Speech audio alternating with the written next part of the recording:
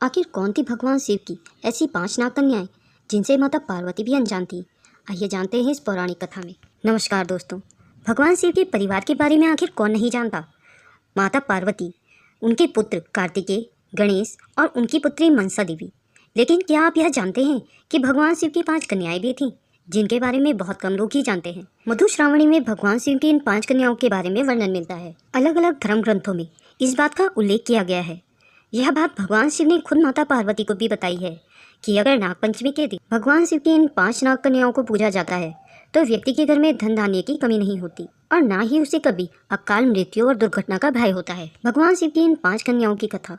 मधु श्रावणी की कथा के अनुसार एक बार भगवान शिव और माता पार्वती सरोवर के किनारे जल क्रीड़ा कर रहे थे।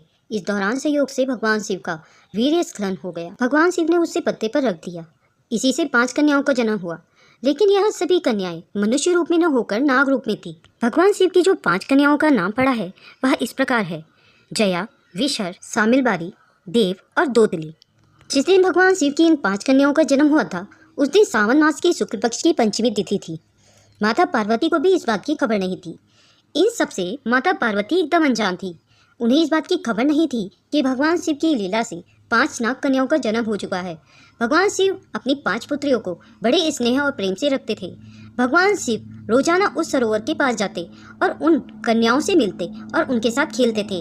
ऐसा बहुत दिनों तक चलता रहा। अनजान होने के कारण जब नाग कन्याओं को मारने वाली थी माता पार्वती, एक दिन माता पार्वती को भगवान शिव पर शक हुआ कि आखिर महादेव कहाँ चले जाते हैं। इस बात का पता करने के लिए एक दिन माता पार्वती भी भगवान शिव के पीछे गई। माता पार्वती ने छिपकर देखा कि भगवान शिव उन 5 कन्याओं को एक पिता की तरह दुलार कर रहे हैं और बड़ा स्नेह कर रहे हैं। उनके साथ बड़ी हंसी खुशी से खेल रहे हैं।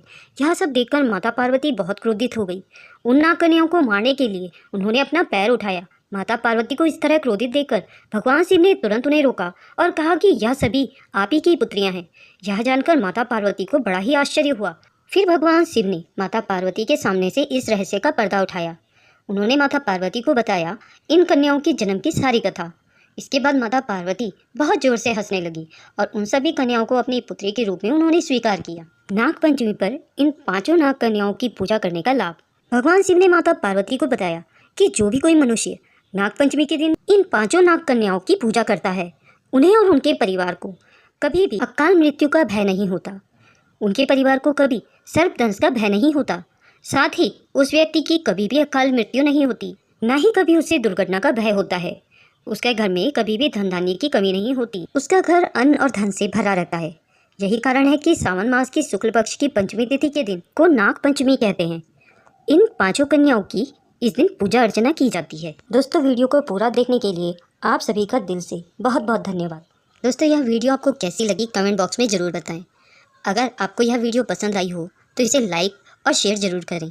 अगर आप मेरे चैनल में नए हैं और ऐसी ही रोचक कथाएं सुनना पसंद करते हैं तो मेरे चैनल को सब्सक्राइब करें।